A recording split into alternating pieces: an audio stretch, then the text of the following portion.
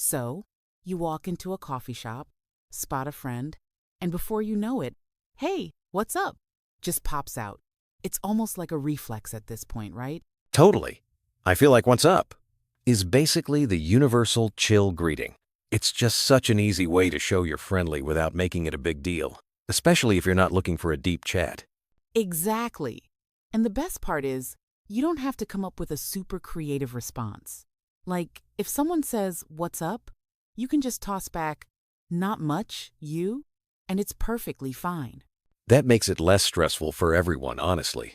I remember last week, I bumped into someone I barely knew, and what's up saved me from that awkward, do I say hi or ask how they are moment. Yeah, it's a lifesaver. Actually, that reminds me of another classic, long time no see. Have you noticed how people light up when you use that one? Oh, I have. There's just something so warm and familiar about it. Like, if you haven't seen someone for ages and you say, long time no see, it's like pressing a little restart button on your friendship. Totally. And it instantly takes the pressure off. Instead of some awkward small talk, you acknowledge the gap, and suddenly it feels natural again. I ran into an old coworker recently, and long time no see made the whole reunion way less weird. Plus, people usually follow it up with a quick catch-up question, like, what have you been up to?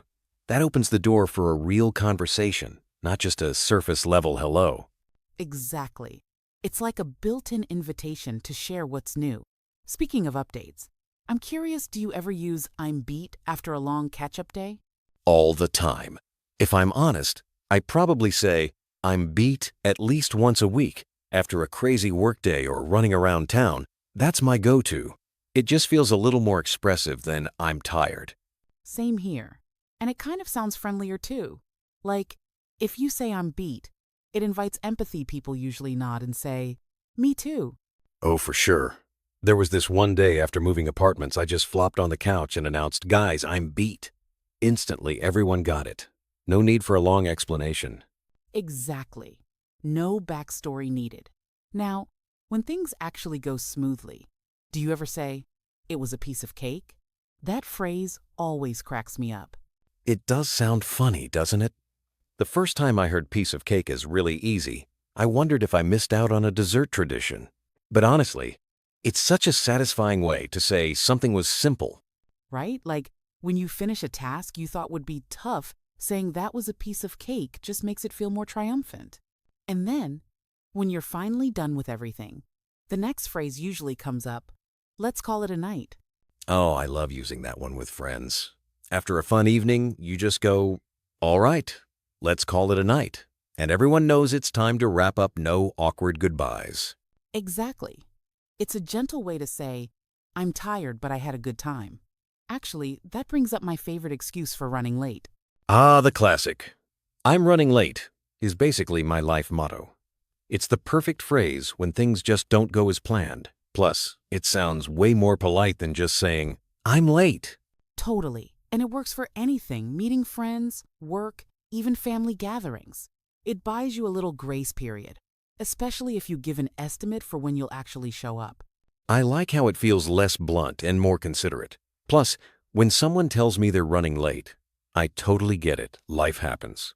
Speaking of which, sometimes you need someone to hang on for a sec, right? Yep.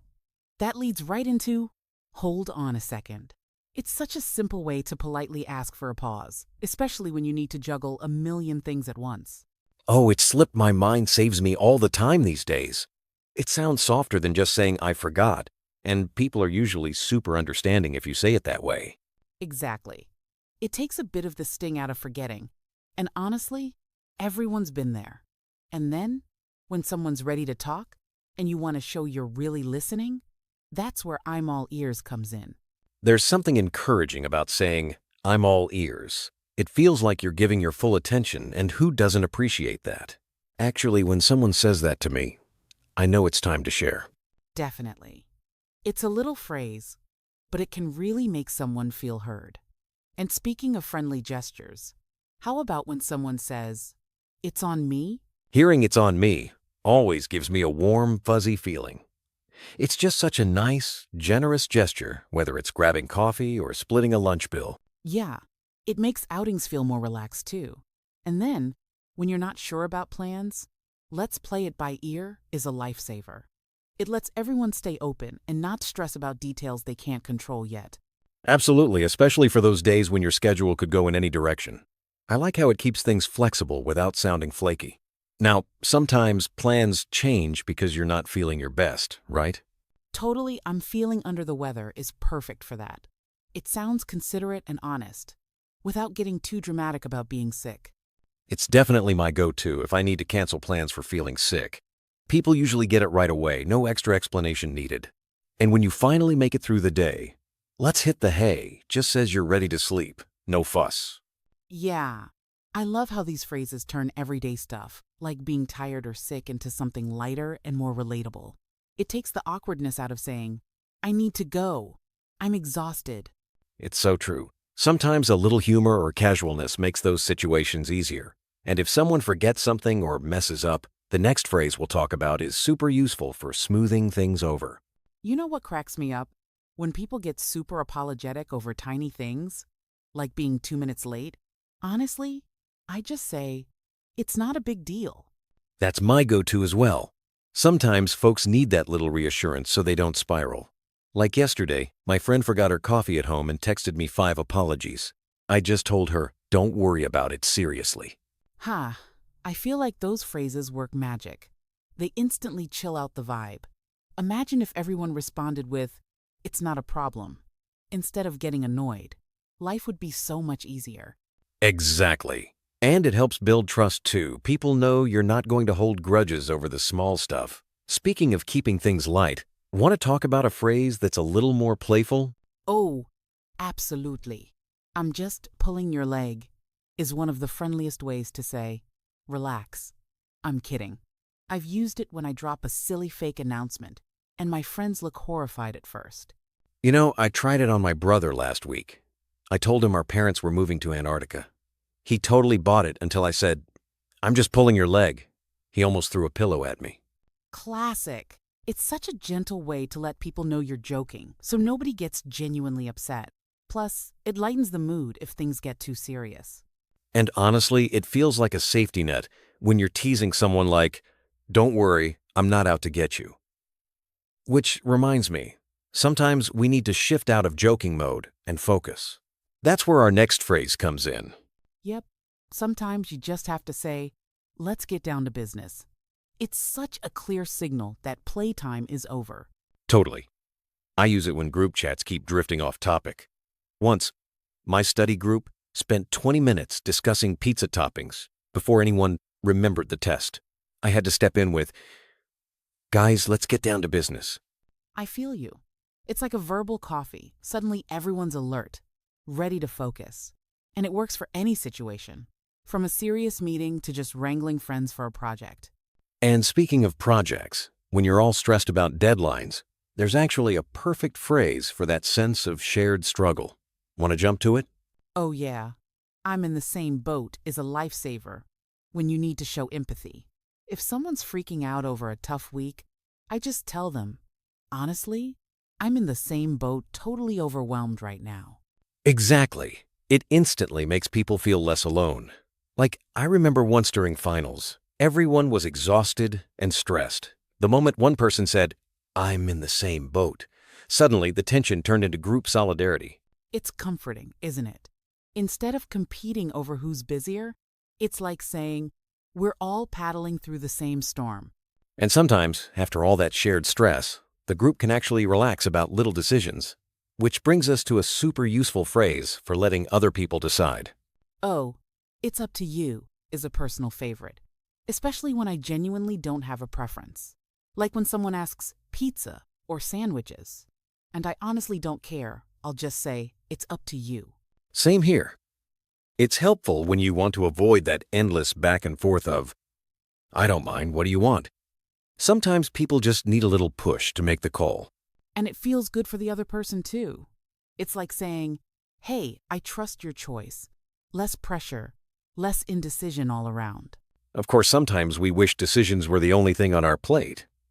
But life loves to pile things on. And that's where I'm swamped comes in. There are days when I'm swamped barely even covers it, like 3 deadlines, laundry everywhere, and suddenly your friend needs you to edit their resume. Exactly, sometimes just saying, sorry, I'm swamped, is the only way to set boundaries. I've learned it's better to be honest than try to juggle everything and let someone down. And people usually understand. We've all been there. It's such a relief to be able to communicate that you're overwhelmed without sounding rude. Which leads me to another phrase. For when it's time to stop juggling sometimes, you just need to wrap it up and call it a day. You know those moments in meetings where everyone's just repeating themselves? That's when I love to say, let's wrap it up. It signals everyone to focus on finishing. Totally. And people actually appreciate a gentle nudge to end things. We've all been in endless Zoom calls that really needed someone to chime in with, all right, let's wrap it up. It's polite, it's firm, and it saves everyone's time. After all, knowing when to finish is as important as knowing when to start. Of course, as soon as you wrap up, there's always that one person ready to spill a secret. Speaking of which, have you ever had someone suddenly spill the beans right after a Have you ever meeting? noticed how people love to say, the ball's in your court when they want you to handle something? Like, suddenly it's all your problem. Oh, totally. I got hit with that the other day. My boss sent me a huge spreadsheet and just said, the ball's in your court. I was like, wait, wasn't this a team thing?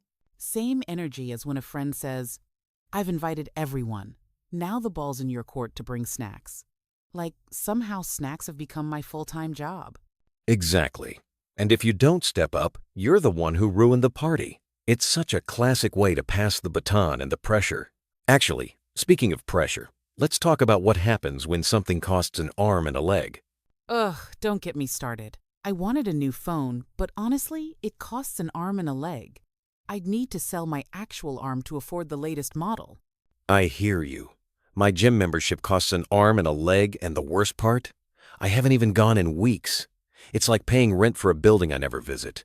Maybe if you gave up those daily $10 smoothies, you could afford both the gym and the phone. Those smoothies are my one luxury. But yeah, sometimes you've just got to sit on the fence and decide what's really worth your money. Funny you mention that. I'm always sitting on the fence about things like choosing between pizza or burgers. Why can't I just have both? It's the classic indecision trap. My boss is sitting on the fence about our new project too. He just can't make the call if it's worth it. Sometimes you just have to bite the bullet and pick something, even if it's not perfect. Like finally telling your cousin she can't borrow your car anymore. That's a weekend mission for me, definitely one of those bite-the-bullet moments. And speaking of tough talks, sometimes you've just got to sum up your feelings in a nutshell to keep it simple. Honestly, in a nutshell, life is just laundry, Netflix, and way too much coffee. If I summed up my weekend, that's it. Or, in a nutshell, my diet failed because cookies. It's the perfect phrase when you want to keep things short and sweet. And when things get overwhelming, sometimes all you need to hear is, take it easy. Like, before a big presentation, it really helps when someone says, you've got this. Actually, I used that yesterday. My friend was panicking, and just saying, take it easy, calmed him down. When things go well, it's even better when it's a win-win for everyone. A win-win is the best. Like, if you cook dinner and I clean the kitchen, everyone's happy. But sometimes you guess exactly right, and someone tells you, you're spot on. That's such a satisfying phrase. Like when you guessed my favorite movie was The Lion King, spot on. But not everything is my cup of tea. I'll pass on horror movies any day. Yeah, I get that. But after a day of little annoyances, it just takes one more thing, and it's the last straw.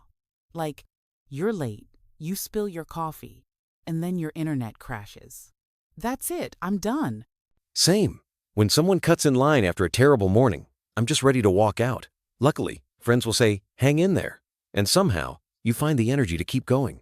I can't tell you how many times I've needed someone to say, hang in there. Like during finals week, or when work is endless, it helps so much. Even just a quick, hang in there, is a little boost. And when someone asks you to do something, it's nice to reply, I'm on it. Shows you're reliable even if you're running on fumes. Running on fumes is my whole vibe after a long day. But I try to power through maybe just 10 more minutes before I call it quits. Totally get that. And if plans are still up in the air, Sometimes you just have to let things go and cross that bridge when you come to it. So true. Like when someone asks if you want cake or broccoli, it's a no-brainer who even hesitates. But some decisions, you just have to sleep on it and decide later. Exactly, and sometimes you hear something that rings a bell, but you just can't quite remember, like, have we met before? And sometimes you want to go the extra mile and impress.